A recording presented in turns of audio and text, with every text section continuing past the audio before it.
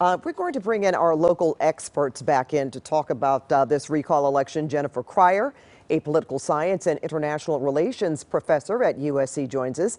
Jessica Levinson, a political elections and government law expert from Loyola Law School, and Zev Yaroslavsky, former LA County supervisor, LA City Councilman, and now the director of the Los Angeles Initiative at the UCLA Luskin School of Public Affairs.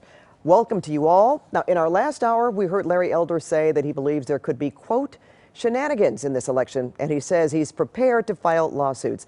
Donald Trump filed and lost dozens of lawsuits after the 2020 presidential race, and he also made a lot of claims of fraud. And just last week, he predicted this election could be, quote, rigged in Governor Newsom's favor. So I'd like to get your reaction to those comments and how they could affect people's faith in the American electoral process. And Jessica, let's start with you. Okay, we might be having a little problem with Jessica Levin's audio right now. Zev Yaroslavsky, did you hear the question? I did. Okay. You know, in grade school, we were taught not to behave this way, and if you did, you got sent to the principal's office or you got your parents called that evening. When a public official questions the integrity of the electoral process without any evidence, and there has been no evidence and there won't be any evidence. I've been in this business for 40 years and I know how the elections are run, at least in Los Angeles County. They are run with great integrity. For a public official to do that is pernicious. It will bring into question, among people who don't pay a close attention to this, it will bring into question the integrity of the whole system. Poll workers won't want to work in poll work. At the polls, people will say, "Well, where there's smoke, is there fire?" It's a terrible undermining of our electoral process. If there was evidence, as Jessica said earlier, if there's evidence, bring it on and let's deal with it. Nobody would be more outraged about Democratic hanky-panky than I would, and I'm a Democrat. But if you don't have the evidence, then keep your mouth shut. You're just undermining the democratic system and the people's confidence in the democracy. All right, Zev. Can we go to Jennifer now? I'd like you to answer that question. I mean, Zev really laid it out there. He thinks this is certainly a bad case of ethics on the part of the candidates. But, you know, what can you do about it? I think it's also dangerous to the core of democracy. And so we've seen an increase in voters since 2016 who do not trust the electoral process at all. And stemming from that distrust comes a whole host of lack of faith in government. Things like not trusting the executive branch, believing that laws don't have footing, not trusting authorities. And you can see that at its core, it really does have a pernicious effect on the democratic stability of the nation. That being said, we really need to begin thinking about how to help individuals find more trust in the process and how to do some reparative action. And so I'm looking forward to more research on removing that distrust over time. All right, sounds like lawsuits, as of course Jessica Levin talked about in the last hour. Let's go to another question. Gavin Newsom won the 2018 governor's race by 24 points. If he's recalled tonight, a governor could be elected by a very small portion of the electorate. Is it time to revamp California's recall process? And Jessica, if we have your audio, I'd like to start with you this time. Yeah, absolutely, and that was my fault. I apologize. So is it time to revamp our process? Yes, but we don't need to wait until tonight. We knew this years ago.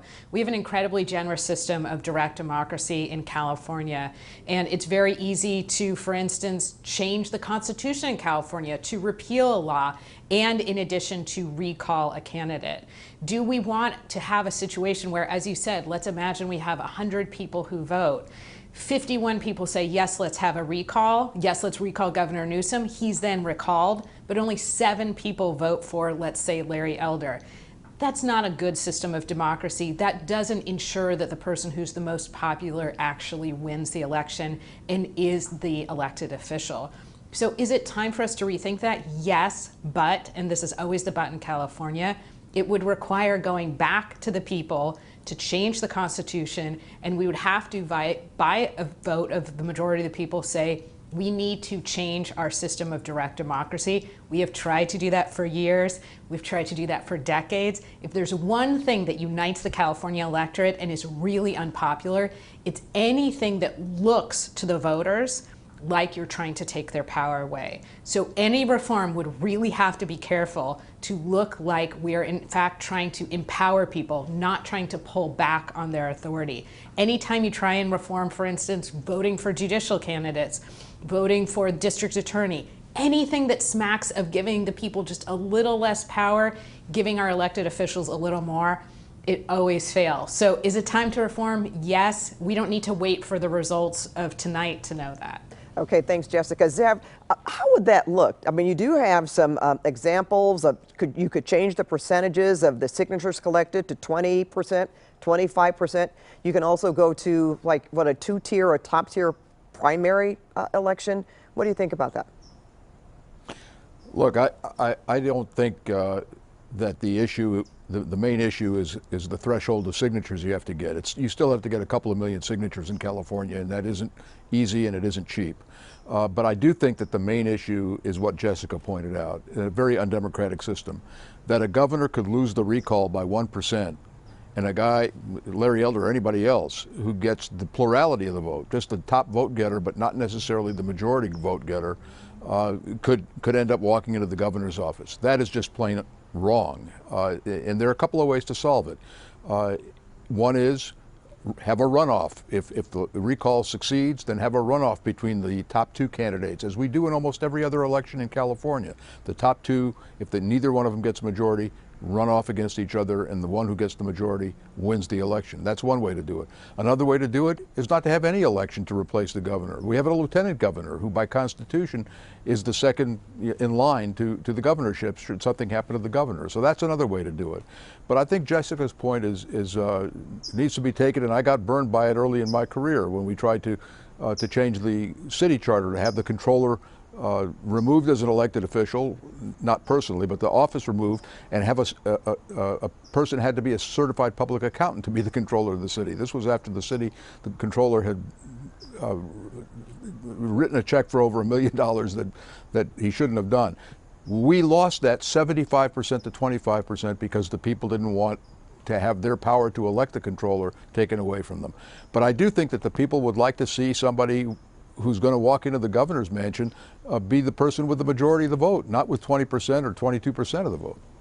All right, well said. Thank you so much, Zev Yaroslavsky, Jennifer Cryer, and Jessica Levinson. And we know that you are here for the duration of the evening, and we will talk to you again at 7:45. All right, now to our Michelle Gilly and Jeff Nguyen. Yes, they are talking with voters in LA and Orange counties. This is the lobby of